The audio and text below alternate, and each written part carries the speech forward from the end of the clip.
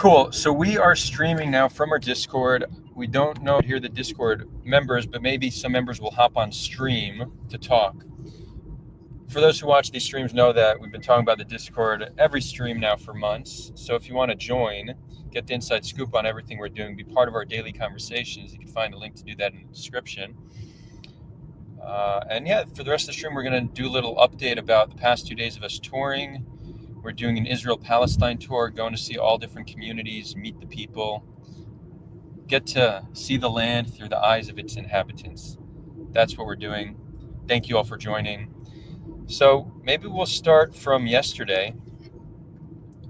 Yesterday we started our day by going to there's a Druze. There's a Druze holiday. It's one of their main holidays, and it involves a pilgrimage to a shrine within the Galilee in Israel. There, Adam sees we're passing some kind of a cave where who hid there? The Rashbi, Rabbi Shimon Yochai, I think. Rabbi Shimon Yochai hid there in what year? So this is during the Roman era, and he was a student of Rabbi Akiva, and he was hiding there. I think the Roman authorities were trying to capture him. So for 13 years, he and his son were hiding in this cave. And there's a famous tomb where he's buried in a city called Miron. And we thought maybe we'd make it there, but then instead of getting there, we saw that, there was just a cave. We didn't know the story, but we decided to try to investigate and explore. Exactly, yeah. And everything we're saying, we have high-quality content that we will release to kind of show this whole adventure. But we go there, and then there's just these two guys sitting there, two religious guys, and I guess their whole thing is they just go there and study Torah, and they were sent by the rabbi. We don't know if they're paid by the government or what the deal is, but that's what they do. They sit there and study. I mean, I guess if they get meaning from that, great. I'm not gonna judge us. They're not harming anybody, but it is interesting because they're like, look, we can't help the country. We're not we're not in the IDF. We're not reservists, so we will study Torah and do what we can by connecting to God, which it's an interesting philosophy. But it was a beautiful scene, right? Because so you have this cave, and the cave itself is very small. We just tried to kind of drive in or walk into the cave. Really, it barely fits one person standing, not even sitting, laying down. So we didn't know how the dude stayed there for 13 years, right? And then you have these nestled within these beautiful trees, and there's these roosters, healthy roosters that have vibrant chromatic feathers. Flowers. Annoying AF. Ruined the entire interview with their constantly looking for mate, for attention. Yeah, and so, but then we saw these guys, and just we asked them, "What attention-seeking?" They're just sitting there with a bunch of books, right? And then you could see them just studying, and we're asking them, first of all, how did the Rashbi and his son get to live in that cave for 13 years? We can barely even stand there upright. Well, maybe people were smaller back then, but probably not small enough to fit, right? So we asked them how it happened. They said that they found out the cave used to be much, much larger, but then there was an earthquake about 200 years ago, the same earthquake that burned down Safed, and it dropped whatever rocks, and now you can't actually walk in as deep as you want, but it's just the entrance is open for visitors. And after October 7th, they asked themselves, how can we help the country? What can we do? How can we bring about some type of peace? We asked them what they mean by peace at the end, but how can we bring some type of peace? And the answer that the rabbi gave them is the same rabbi that watches over this cave and takes care of the cave and is trying to open it up even more deeply for all of the visitors, everybody to come. They said maybe you should just sit outside of that cave, bring your table, sit there every single day and just study Torah. So that's what they're doing. And they were very lovely, right? Very nice. And Adar asked if they could... you should just airdrop this to me and I can share it. Adar asked if he can take a hit from one of the vapes. Yeah, I don't buy vapes just because very addicting and unhealthy. But whenever I see someone with a vape, I ask them for a hit. it's kind of like a bonding experience, and it strengthens your immune system to just take germs from other people. But yeah, he gave me his vape, and the soldier today, he gave me his vape. Vapes all around. Hold on. We're gonna share a photo. I can send a couple. So But then I got to take the Discord off the screen real quick. Yeah, it's okay. We're not talking to them yet anyway. But they can hear us. Yeah, AZ, you know, I know people, not everyone's a germ share, but like the more germs you take, the stronger your immune system. I think that's pretty much fact at this point. Unless you get the wrong kind of germs, then you get fucked. But you know, it's like if you, what's it called? Just the right amount of diversity and doses of different germs, and you're good. Yeah. So that was. So And that was for- that from for wait. the day. Yeah, where I'm trying to. Might as well French kiss for bonding. I mean, if she's cute. I mean, yeah. I mean, how's that? Like, let's just say, sharing a vape is technically not more gross than like now with someone at the club, you know. But like, imagine smoking a joint, for example. You pass that amongst like 10 people, right? Go to airdrop. And in all fairness, I only get sick like once every 4 or 5 years. So, what you know about that lifestyle? Where? Because you're lucky. Is it this one? I don't want to share the wrong thing. So now we're on the hills coming down from the Golan. You can see right earlier we were climbing up. Anyways, we'll need to just prepare the. Are we talking about nicotine vapes, or do you guys have ganja? Well, we're talking about nicotine vapes. Ganja is more for the weekends, at least for me. I enjoy it, but it definitely I'm not productive when I'm high, and especially in social situations. If I had to go out there and do interviews and meet people, I would not be able to do that. Like I could drive a car and do other stuff, but not the social aspect. I'm deeply diminished. Like y'all, I've never done a stream high. I wait at least 4 hours. So if some days you see me a little bit slow, then maybe I smoked 4 hours prior. But that's like once in a blue moon. So the cave was in the neighborhood, and we just walked down the stairs. Actually, an Arab. It was an Arab neighborhood, and there were lots of flowers, and it was very beautiful.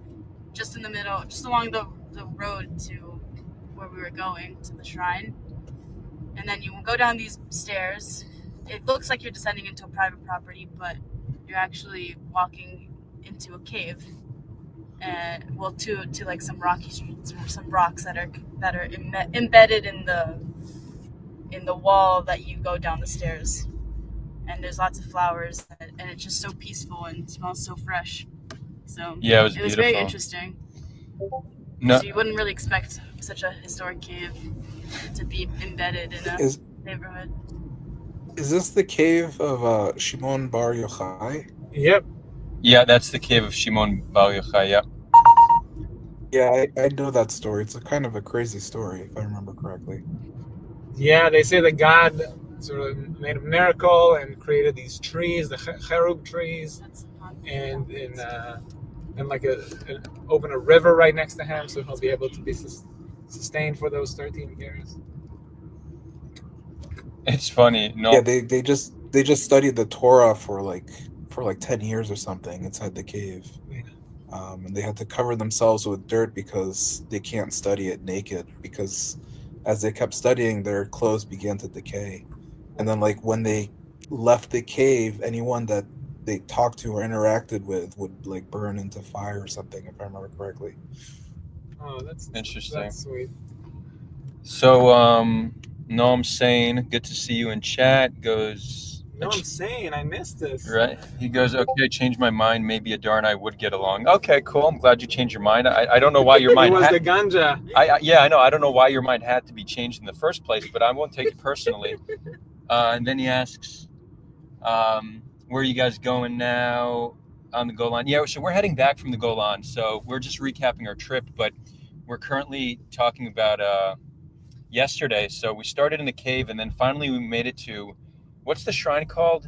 It's where Jethro is buried. Jethro, right? Jethro is Moses' father-in-law. Moses' father-in-law, which we get there. It's this beautiful structure, a lot of Druze people everywhere.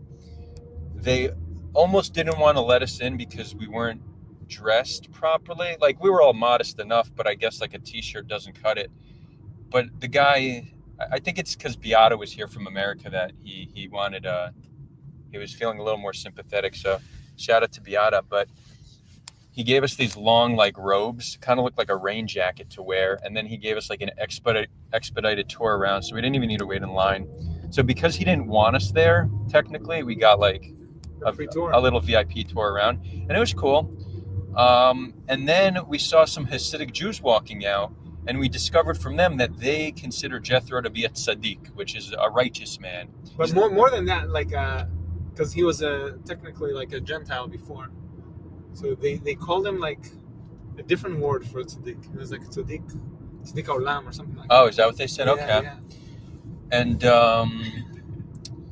And then we went down, and there was this whole picnic area, and we saw this table of Druze elders. So we approached them, and just the sweetest people ever. Wait, real quick, I wanted to comment on. Oh yeah. I wanted to comment on how the energy of the space was, because there's a parking lot, and then then above is the shrine, which kind of it's a really big building on the hill, and then as you get down there from there, that everybody is gathered on the side of the parking lot in looks like a barbecue. Picnic tables, people propped up all over the place sharing meals, and then we were walking back from the shrine, and we're just looking at everybody taking in the scene, different groups everywhere, and everyone's just like stopping us and handing us food. They're like, here, have a cookie. I don't know why. Like, I don't know if there's some kind of tradition around giving girls food for this holiday or something, because I felt like they were handing me specifically cookies as we were walking around. But that's how we wandered over to the elders first, because they were the first group that seemed interesting to talk to. Right.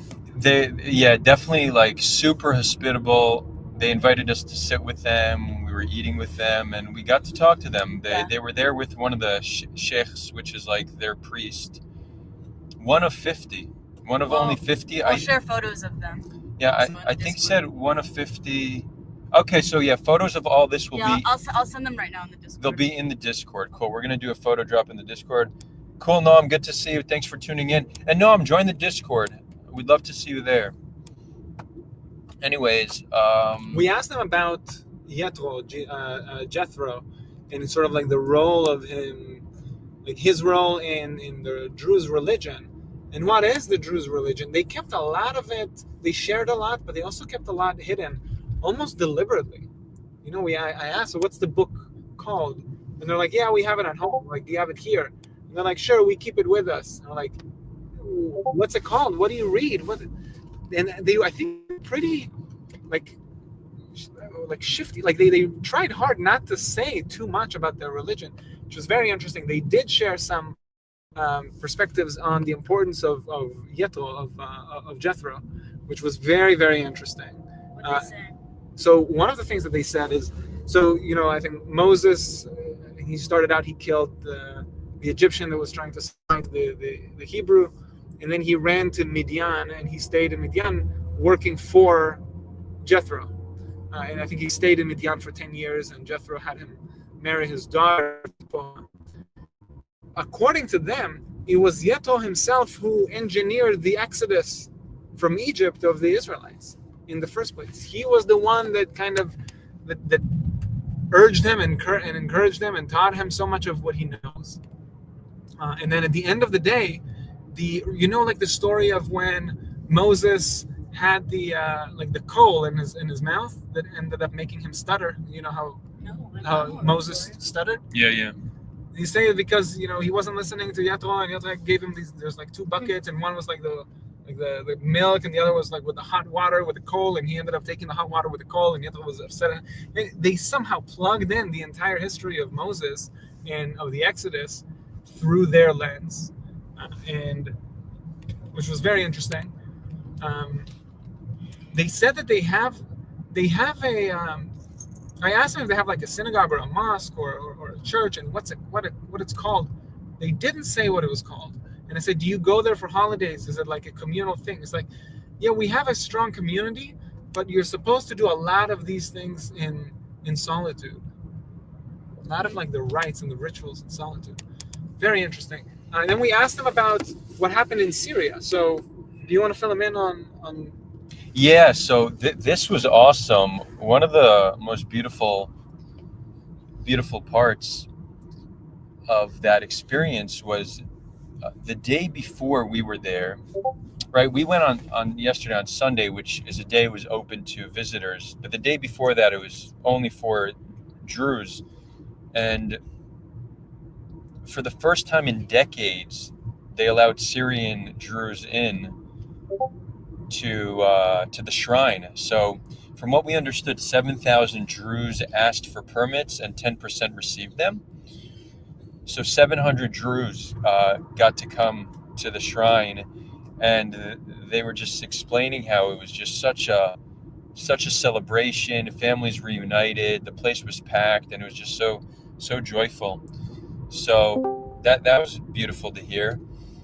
And then we asked them about their life in Israel and their philosophy, and it was quite fascinating because the Druze are, specifically the ones from the Galilee. The Golan are slightly different, but the ones from the Galilee have been part of Israel proper since 48.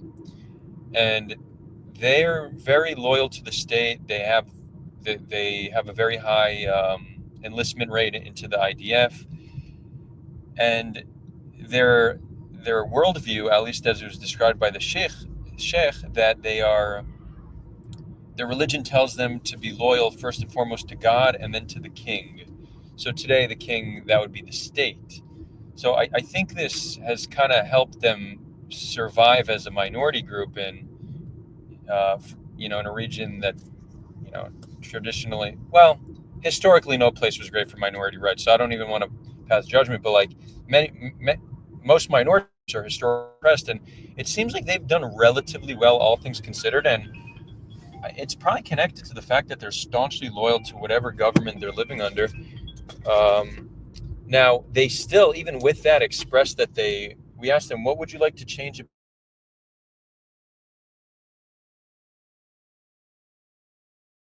Nonetheless, they said the nation-state law, which was passed in 2017, which kind of solidified Israel as a Jewish state and made Hebrew the official language, they said they found it, they were hurt by it. Like, not even, like, I don't even know if there's something tangible that it affects. They just feel like it was not respectful.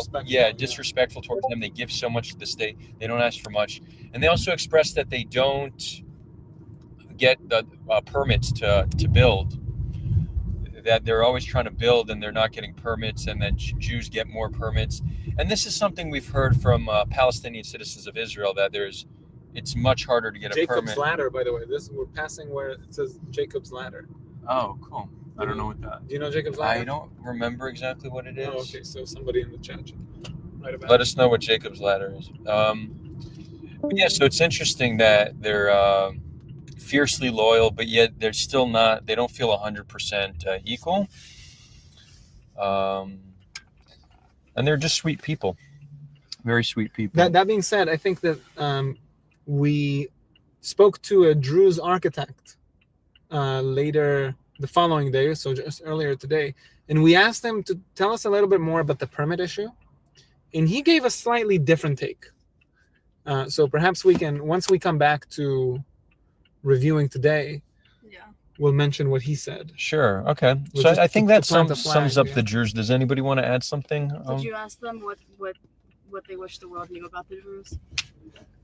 Yeah, that they said we're not bad people. We're not terrorists. Even though the world seems to think that we're evil. That's what he said. Yeah. They had this perception. They said that people think. I don't know. Maybe they don't. I don't know. Maybe they don't like. Maybe that's something that was in the older times. Well, yeah, it wasn't. Yeah, I'm not sure. We should dig into that deeper. But that's what he said. Yeah, the world thinks. And then another thing is like, we asked, what would you like to see, from the world? And he says like, why do people always look on YouTube? Who are the Druze? It's 2025. You don't know who the Druze are? Right. He said that. And the other thing is that they were all in the army. And here we are on YouTube telling people who the Druze are. So Tell them yeah, and they all served in the military. They were friends from the military. Served in Tel Aviv, interestingly. And yeah, so we parted ways with them, and then we kept walking, and then we met up with another group, and then the group adjacent to them, we noticed that they were interested in us. And the way that we started talking to them was because they started giving me cookies when we were walking by. That's how we got looped into them. Because it was a group of women. Yeah, and interesting. I have a very different recollection. That was mine. You had a different recollection? Yeah. You're maybe I was behind you guys. You're going so some revisionist history on us right now, but it's all right. No, my interpretation was. It's okay. It's okay. You were raised a Zionist. You're big on revisionist history. Ooh, burn. Although. But tell them what the girl said. I mean, we were talking about the. And then we interviewed a woman, which is interesting because many Druze women, the religious ones won't be filmed. So I guess she was secular. And then what did she say? Well, about the reincarnation. Oh yeah, she was. Yeah, it was fascinating. She's telling us the story of this child, the Syrian child that was killed by ISIS, and then how yesterday he visited, and she didn't make this whole scene about reincarnation. She just very casually said he was killed, and yesterday killed by ISIS. See him. So I thought I missed a step in the story. I'm like, wait, this was the one who's killed the younger brother. It's like, no, it was him. And I'm like, he came back, and so it's interesting. They have a very strong belief in reincarnation. That was quite fascinating. And yeah, we asked them about their Arabic. So this, I think, after you left, I asked them, like, is your Arabic the same thing as Palestinian Arabic? And she's Palestinian. I said, no. I just want to understand, like, is your Arabic the same thing as Palestinian Arabic? She's like, we're not Palestinians. And I'm like, no, I understand, but like, how different is the language? And she said, oh, we're Arabs. We are not Palestinians. And they made that point several times, which was very interesting about their. I don't know how to interpret this, but maybe it's just. Well, they don't like to be confused for Palestinians, and I think that's probably why the guy put the emphasis on we want people to know we're not terrorists. He's kind of like trying to separate himself from Palestinians, it seems. Yeah, maybe. Because the Druze community, at least in Israel, are not like Israeli Arabs / Palestinian citizens of Israel have a lot more sympathy with Palestinians than the average Jewish Israeli. But the average Israeli Druze, I think, is probably similar to Jewish Israelis in terms of sympathy for the Palestinian cause and whatnot. So that's interesting. We have a comment from T. Bishop. I've been trying to convince Corey Gil Schuster to interview real estate professionals, title companies, surveyor, etc. about land and permits for construction. Not enough information out there. So we're gonna meet with Corey for some shooting days, so we could remind him. So Omar is saying, I think they want to distinct themselves from the Palestinian conflict in Israel. I think that's right as well. And today they said, when we spoke to the last Druze person that we spoke to, he said, yeah, we're not participants in the conflict, but we are witnesses of it. That's how they see themselves. Right. Well, that's what the guy today said. Yeah. But the guy today was very different. Like, he's not. I don't think he's representative. No, he's not. We'll get to Majdal Shams, but we need to meet more people from Majdal Shams because I want to know if he's an outlier because he was so different than any other Druze I've met. But maybe that's just. I think the town itself is an outlier. Yeah. So then we left there, and from there we went to. Where we go? It's all a blur. There we went to Nazareth. Yes, we went to Nazareth. We had an amazing lunch. We went to the Church of the Annunciation. Yeah. Nazareth is 70% Muslim. Correct. Funnily enough, because I didn't expect that. today it's 60 to 70% Muslim, the rest Christian. We went to the Church of the Annunciation. It's important to enunciate that part properly. And there happened to be a wedding going on. So Well, just the Church of the Annunciation. That's where we just crashed a wedding. You know, we took pictures with the groom and the bride. No, I'm kidding about that part. But it was cool. It was cool. For people that don't know, the Church of the Annunciation, that's where the Archangel Gabriel let Mother Mary know that she's going to be giving birth to should we have picked up this Orthodox He wouldn't Jew? sit next to Beata, though. We could switch. We need to switch, yeah. Next Yeah, time for go back. Okay. For the live stream. Yeah, damn.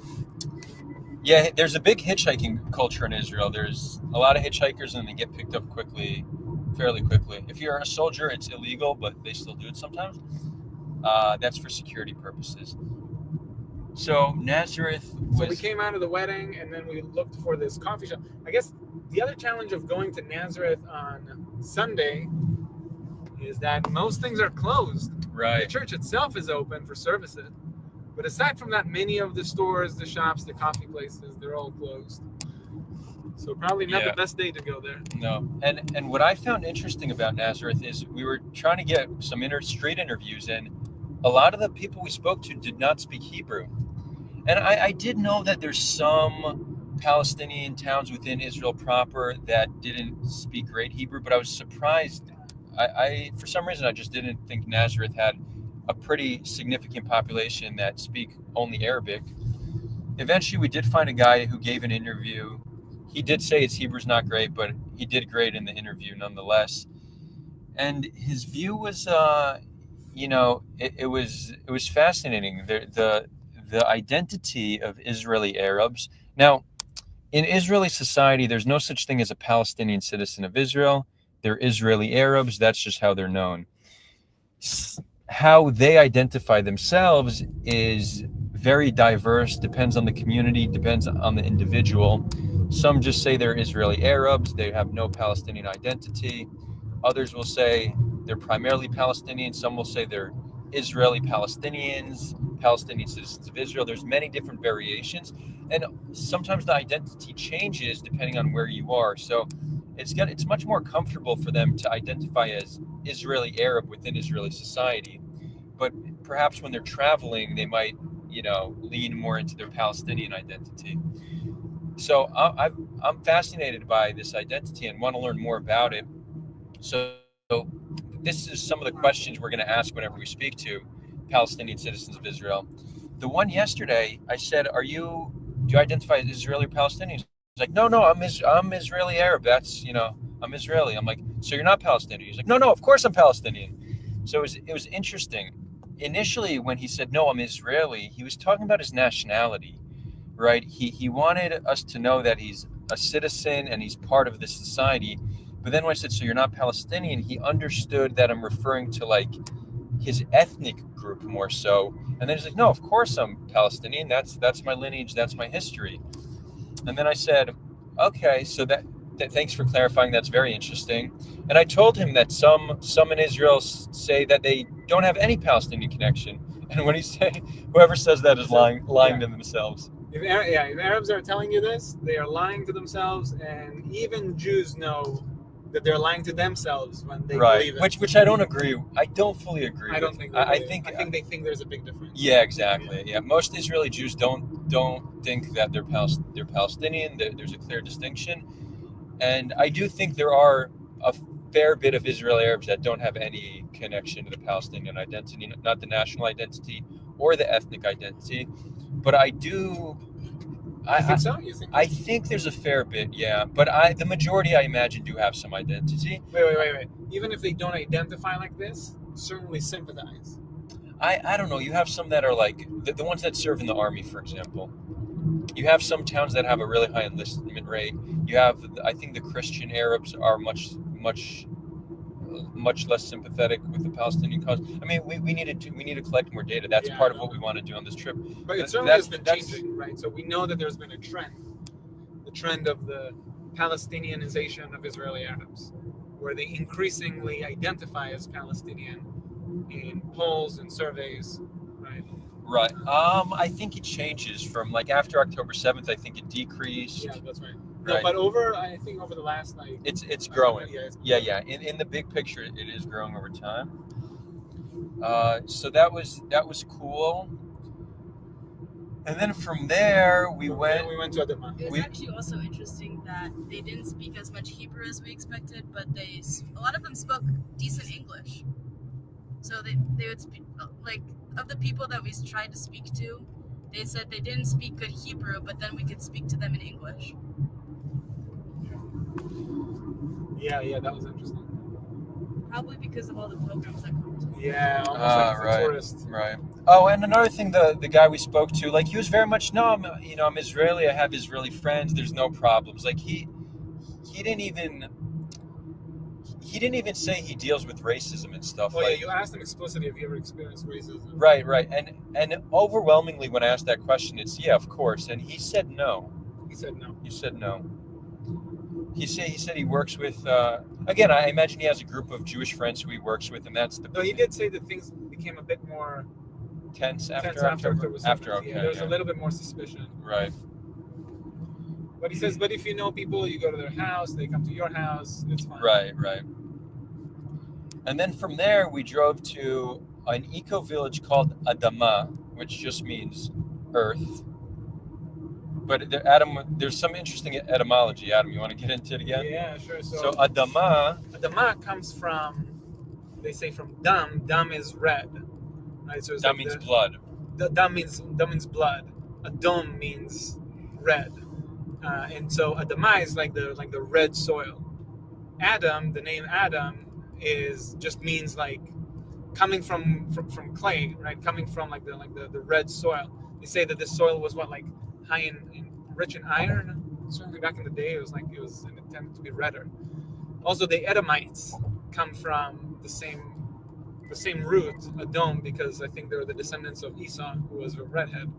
And yeah, so Adama we went to see that eco village, and that was wild, absolutely wild. You want to say a little more? Yeah, I mean, just connected to that, the way you say person in Hebrew is bin Adam, son of Adam. Son of Adam. So that's literally, you want to say person, you're saying son of Adam. So that's son of Adam. Now, because it's a word, we don't think of it like that. It's just a word, but yeah, that's where it comes from. So we get to this cute little eco village. We didn't even know where to find our contact there. We went to the first house. We happened to meet his wife, walking around barefoot. That's the vibe there. So we took off our shoes.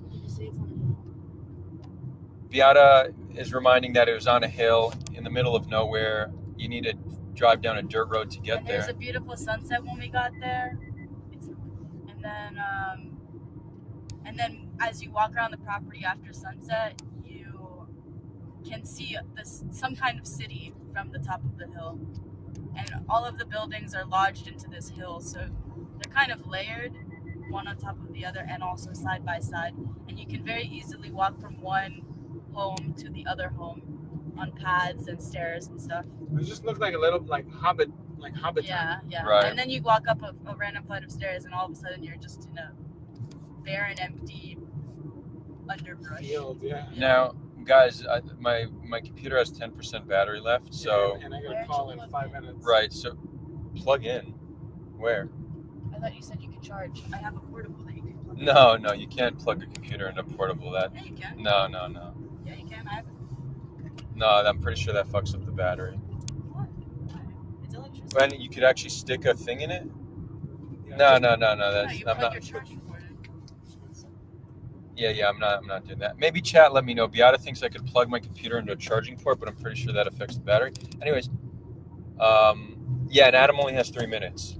So, I mean, how do we do today? That was just yesterday. Do we run through today? I guess. What's that? We still didn't talk about today. Yeah. Anyways, okay, so No, we also needed to talk about the finish we've said enough. Fine. What? Just say we'll next time. Yeah. Actually, let's just hear from the chat if this is a nice format. If people like this, Yeah, if fair. so we'll continue Okay. doing this. So first of all, T Bishop says, "Don't stick your thing in it." Bad idea. What are you trying to say, T Bishop? No, but all good. You're right. Beata almost just burnt out my computer. Or unless you're like a nun or something and you're just trying to give me life advice. But so whatever it is, I appreciate you. Oh, Bishop, T Bishop, he's a bishop. Oh, okay. I can't promise you to listen to your advice, but I appreciate you looking out. Did you guys like the format of today? Please leave. Yeah, wait, hold comments. on. But Omar goes, don't plug in the car charging port, really low voltage. Yeah, thank you guys for the confirmation. Beata, your grand.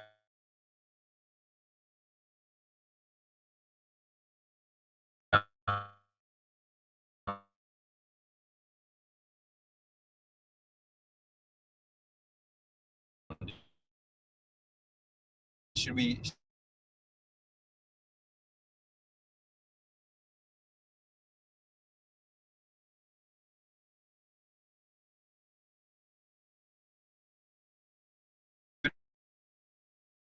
again tomorrow? Enjoyable. If so, we'll do daily updates. And share more of the photos in the chat. Yeah, and right now we're going to share some of. All right, we have confirmation that Bishop is his family name. That's not his profession? It's not his profession, no. Okay, he's Jewish. Explains he's a convert. Okay. If you guys want to see the interviews that we're gonna conduct tomorrow, just join the Discord in the description, because we only live stream the interviews from the Discord. We don't put them on YouTube. Exactly. We're doing live streams from there, sharing the photos. Community members are submitting questions, and then we're also just engaging in a few conversations a week on all sorts of topics. So thank you all for tuning in. Much love, and see you tomorrow. Adios. Shalom, salam.